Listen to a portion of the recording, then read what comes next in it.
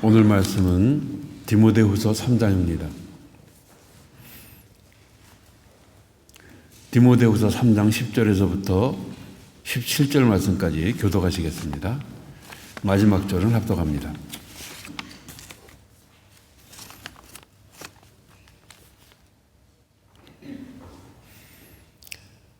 나의 교훈과 행실과 의향과 믿음과 오래 참음과 사랑과 인내와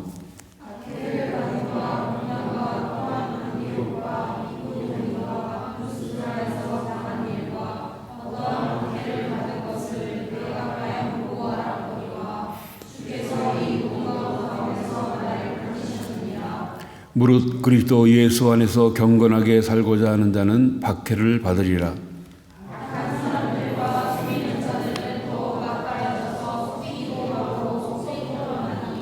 그러나 너는 배우고 확신한 일에 거하라. 너는 네가 누구에게서 배운 것을 알며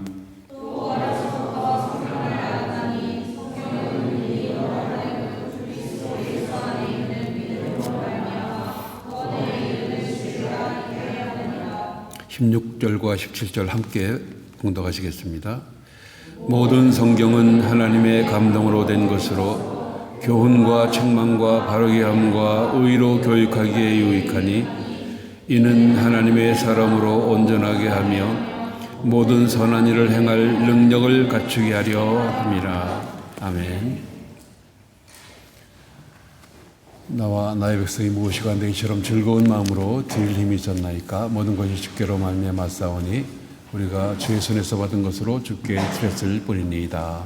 아멘. 오늘은 성경 암송 대회가 있기 때문에 설교가 좀 짧을 것 같습니다. 하지만 짧은 설교라 할지라도 우리가 좀 기억할 수 있는 그런 우리 모두가 되어야 될 줄로 믿습니다. 왜냐하면 이것은 하나님의 말씀이기 때문입니다. 성경에 기록된 것을 그대로 여러분들에게 전해드리려고 합니다. 사도 바울은 믿음 안에서 지금 참 아들 된 젊은 목회자 디모데에게 1장 7절 8절 말씀에 이야기하기를 복음과 함께 고난을 받으라고 그렇게 말씀을 합니다. 복음과 함께 고난을 받으라. 디모데후서 1장 7절 8절입니다. 그리고 오늘 본문 3장 14절에 와서 사도 바울은 지금 디모데에게 배우고 확신한 일에 거하라고 권면하고 있습니다. 배우고 확신한 일에 거하라. 그렇게 말씀하시면서 성경의 이 중요성에 대해서 지금 강조하고 있습니다. 우리 다 알고 있습니다. 많이 들었습니다. 성경이 중요하다는 거 압니다. 성경은 하나님의 말씀이라는 것도 믿고 있습니다. 우리는 오늘 이 사도 바울이 디모데에게 사랑하는 영의 아들, 믿음의 참 아들 디모데에게 전하는 이 말씀을 통해서 오늘 다시 한번 우리들 자신을 돌아볼 수 있는 저와 여러분들이 되셔야 될 줄로 믿습니다. 오늘 이 편지는요, 디모데후서 사도 바울이 순교하기 직전에 로마 감옥에서 쓴 편지예요. 그렇기 때문에 사도 바울의 유언과도 같은 그런 말씀입니다. 그래서 이 공동번역이라든가 성경을 번역한 공동번역이라든가 새번역 같은 성경을 보게 되면은 마지막 명령이라고 그렇게 이 소제목을 달았어요. 이 부분에 대해서. 그야말로 마지막 명령과도 같은 그런 말씀입니다. 이것은 디모데에게나 우리에게나 마찬가지입니다. 그래서 우리는 이 오늘의 말씀을 다른 어떤 말씀들보다도 다 중요하지만 많이 기억을 해야 될 줄로 믿습니다. 먼저는 박해에 관해서요. 박해에 관해서. 사도 바울이 개척한 그 에베소 교회에 후임 목회자로 디모데를 이렇게 세웠습니다. 그러나 이 젊은 목회자였기 때문에 어려운 점들이 많았습니다. 해서 디모데도 바울 못지않게 많은 핍박과 고난과 박해를 받아야 했습니다. 바울과 디모데뿐만이 아니죠. 많은 복음의 증인들은 하나님의 말씀, 그리스도의 복음을 증거하기 위해서 많은 고난과 핍박과 박해를 받았습니다. 그 결과가 오늘의 우리들입니다. 처음 이 한국 땅에 성경을 전해줬던 토마스 선교사 같은 경우는 이게 성경 한 권 전해주고 죽었어요, 그냥. 그 정도로 이 하나님의 말씀은 귀합니다. 그러나 그들의 죽음에 의해서 오늘날의 이 큰 기독교의 부흥이 이루어진 것입니다. 이 시대를 사는 우리 그리스도인들도 마찬가지입니다. 나는 어려운 거 없는데 라고 생각할지 모르시겠지만은 본문 12절에 뭐라고 말씀하십니까? 무릇 그리스도 안에서 경건하게 살고자 하는 자는 뭐래요? 박해를 받으리라. 예수님께서도 말씀하셨습니다. 요한복음 15장 20절 말씀에 사람들이 나를 박해하였은 즉 너희도 박해할 것이요 있습니다. 누가복음을 기록하고 또 사도행전을 기록한 누가가 지금 오늘 본문 11절 말씀에 있는 것처럼 박해를 받음과 고난과 또한 안디옥과 이고니온과 루스디아에서 당한 일과 그 말씀에 대해서 여기 본문에 있는 11절 말씀에 대해서 사도행전 14장에 말씀하고 있습니다. 한번 가서 보시겠습니다. 14장 18절 말씀을 보십니다. 사도행전 앞으로 조금만 가면 있죠. 14장 18절에서부터 22절 말씀까지를 같이 한번 보시겠습니다. 찾으셨습니까? 네, 시작. 유대인들이 안디옥과 이고니온에서 와서 무리를 충동하니 그들이 돌로 바울을 쳐서 죽은 줄로 알고 시외로 끌어내치니라. 사람들이 둘러섰을 때에 바울이 일어나 그 성에 들어갔다가 이튿날 바나바와 함께 더베로 가서 복음을 그 성에서 전하여 많은 사람을 제자로 삼고 루스드라와 이고니온과 안디옥으로 돌아가서 제자들의 마음을 굳게 하여 이 믿음에 머물러 있으라 하고 권하고 또 우리가 하나님의 나라에 들어가려 하면 많은 환난을 겪어야 할 것이라 하고 했습니다. 마지막 부분 다시 한번 읽습니다. 시작.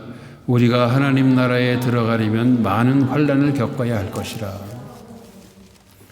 어떻습니까, 여러분? 하나님 나라에 들어가기 위해서 우리가 많은 환난을 겪고 있습니까? 아무 일도 없어요. 그저 편하기만 해요. 예? 맞습니까? 만약에 그리스도인으로서 영육 간에 그 어떤 박해가 없다면 조금 심각한 문제입니다. 일부러 억지로 여러분들 박해받고 고난받으라는 그런 말씀은 아닙니다만 정말로 그리스도인답게 살아가려면 박해를 받을 수밖에 없어요. 힘들 수밖에 없어요. 그게 정상이에요. 우리 그리스도인들은 박해와 고난과 핍박을 피할 길이 없습니다. 피할 수가 없습니다. 그렇지 않다면 문제인 거예요. 그게. 그 사실을 우리는 기억을 해야 됩니다. 많은 믿음의 선진들이 그러했고 지금도 마찬가지입니다. 정말 제대로 믿음 생활 한번 해보려고 하면은 그리스도인답게 살려고 하면은요 힘들 수밖에 없는 게 정상이에요. 근데 편해요. 그게 편해요. 사도 바울 보세요. 돌에 맞아가지고 거의 죽은 것처럼 내다버렸어요, 그냥 사람들이. 그러기를 한두 번 했습니까?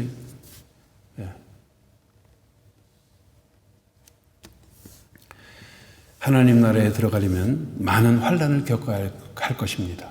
지금까지는 아무 일이 없었다 할지라도 앞으로 여러분들 또 겪게 될지도 모릅니다.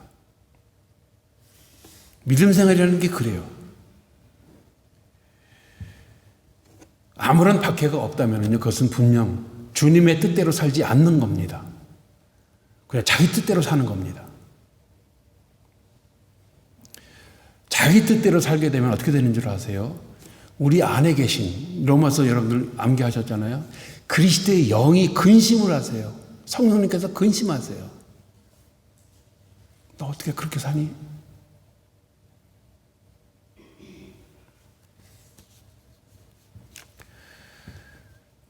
근데 여기서 그리스도인으로서 경건하게 살고자 한다고 그랬는데, 그렇다면 박해가 있다고 그랬는데요. 경건하게 사는 게 뭡니까? 경건하게 사는 게 야고보서 1장 27절에 나와 있습니다.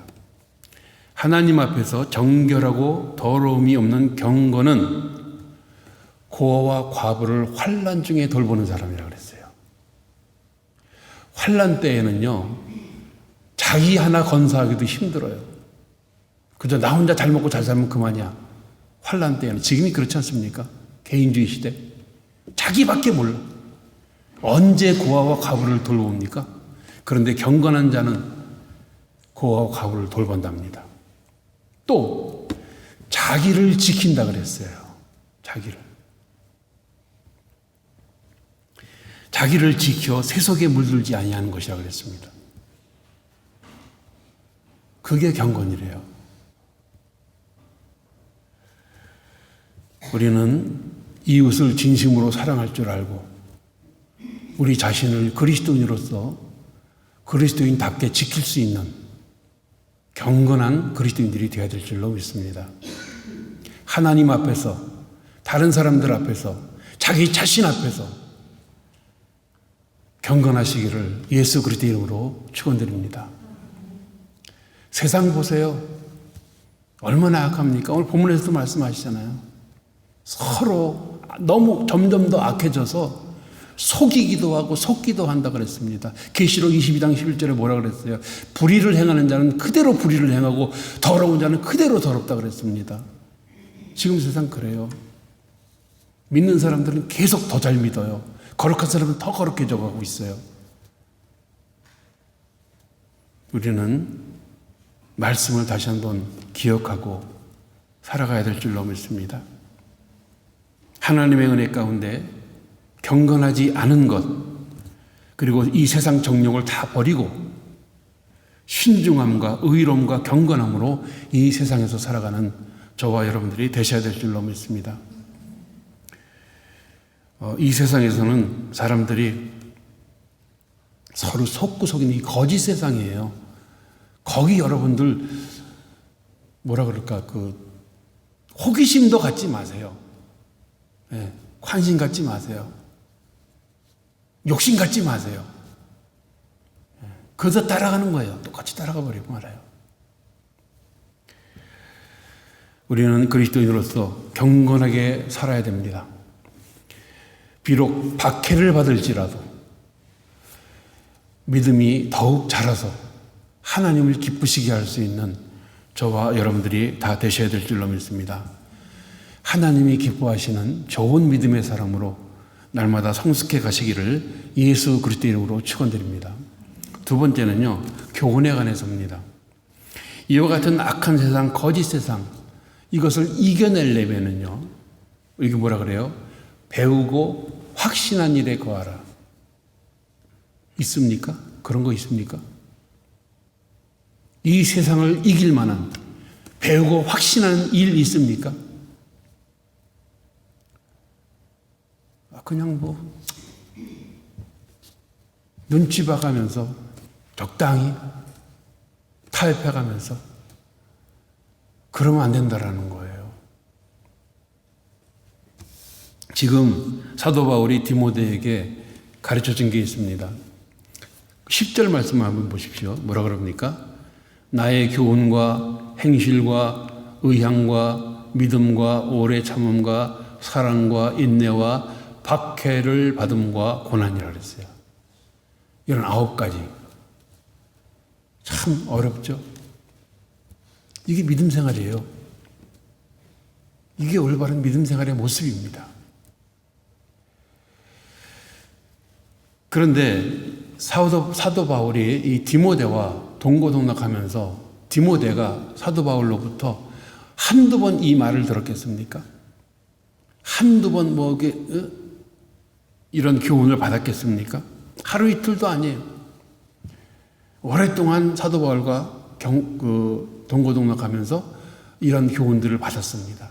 실제로 눈으로 보고 그리고 들었습니다. 이 말씀은 마치 앞에 있는 것 보세요. 3장 2절서부터 한번 보십시오. 여기에 있는 9가지 덕목들을 기억하시고 2절부터 5절까지 말씀을 보십시오. 사람들이 자기를 사랑하며 돈을 사랑하며 자랑하며 교만하며 비방하며 여러 가지의 이 잘못된 모습들, 우리가 본받지 말아야 될 모습들이 기록되어 있어요. 이것과 완전히 반대가 되는 것입니다. 만일 우리가 이 3장 2절로 5절에 있는 말씀들을 우리가 비슷하게 이렇게 따라간다면은 그 사람들이 여기서 뭐라 그래요? 이 같은 자들에게서 내가 돌아서라. 사도 바울이 분명히 얘기합니다. 디모데에게. 여러분, 우리 앞에는 두 가지 길이 있습니다. 예수님께서도 말씀하셨어요. 좁은 문으로 들어가라. 멸망으로 인도하는 문은 크고 그 길은 넓다 그랬어요. 그러나 생명으로 들어가는 문은 좁고 그 길은 협착하다 그랬습니다. 좁다 그랬습니다. 여러분, 어느 길로 가시겠습니까? 예수 그리스도의 길로 가시겠습니까? 아니면 세상 길로 가시겠습니까? 우리 앞에는 두 길밖에 없어요. 돈을 향해서 가시겠습니까? 아니면 하나님을 향해서 가시겠습니까? 경건한 삶을 사시겠습니까? 아니면 세상 유혹을 따라 사시겠습니까? 여러분? 둘 중 하나예요. 택하십시오. 선택은 자유입니다. 하지만 그 결과에 대해서는 본인이 책임질 수 있어야 됩니다. 디모데를 보세요. 1장 5절에 뭐라 그러는 줄 아세요? 1장 5절 한번 보세요. 디모데후서 1장 5절입니다. 이는 내 속에 거짓이 없는 믿음이 있음을 생각함이라. 이 믿음은 먼저 내 외조모 로이스와 내 어머니 유니게 속에 있더니 내 속에도 있는 줄을 확신하노라. 이게 디모데였었어요. 그러면서 디모데에게서 13절 14절 뭐라 그러는지 아세요? 너는 그리스도 예수 안에 있는 믿음과 사랑으로서 내게 들은 바 바른 말을 본보다 지키고 우리 안에 거하시는 성령으로 말미암아 내게 부탁한 아름다운 것을 지키라. 바른 말을 본보다 지키고 지켜야 될 아름다운 것이 무엇이겠습니까? 성령으로 성령 하나님의 감동으로 기록된 하나님의 말씀 성경밖에는 없습니다. 성경밖에는 없습니다.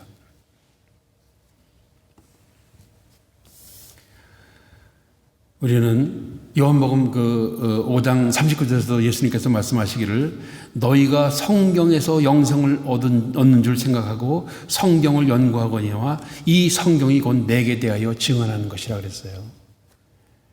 성경은 이거 전체, 우리가 이거 전체를 말하는 겁니다. 구약, 신약. 이 성경은 예수님에 대해서 말씀하시는 거라고 예수님께서 말씀하셨어요. 이 성경밖에는 우리들의 올바른 길, 올바른 삶을 인도할 그 무엇도 없습니다. 다른 것은 없습니다.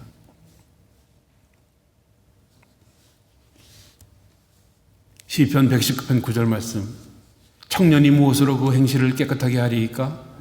주의 말씀만 지킬 따름이니이다. 주의 말씀만 지킬 따름이니이다. 시편 119편 105절 말씀.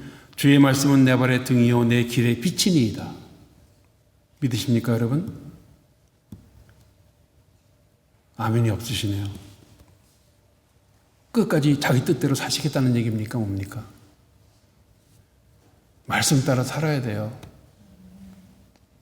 오직 하나님의 말씀 성경에 올바른 삶과 길이 있다는 사실을 굳게 믿으시고 성경을 매일 가까이 하며 배우고 확신한 일에 거하는 저와 여러분들 다 되시기를 예수 그리스도의 이름으로 축원드립니다. 이 길밖에는 없습니다.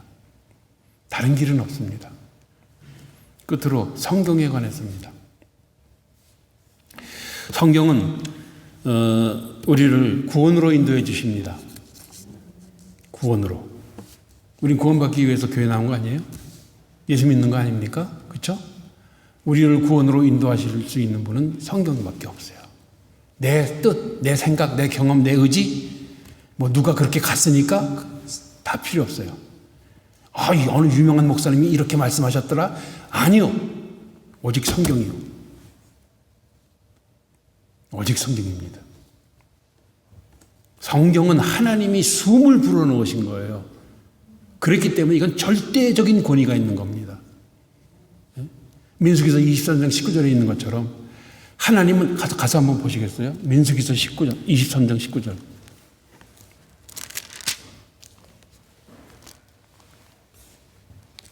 네, 같이 봅니다. 민수기 23장 19절 말씀 시작. 네, 아직 다 못 찾으셨나요? 민수기는 구약에 있습니다. 시작. 하나님은 사람이 아니시니 거짓말을 하지 않으시고 인생이 아니시니 후회가 없으시도다. 어찌 그 말씀하신 말을 행하지 않으시며 하신 말씀을 실행하지 않으시랴. 아멘. 반드시 이 성경에 기록된 모든 하나님의 말씀들은 다 그대로 이루어집니다. 다 그대로 이루어집니다. 거기에 우리들도 포함되어 있습니다. 우리의 삶도 포함되어 있습니다. 기대하시기 바랍니다.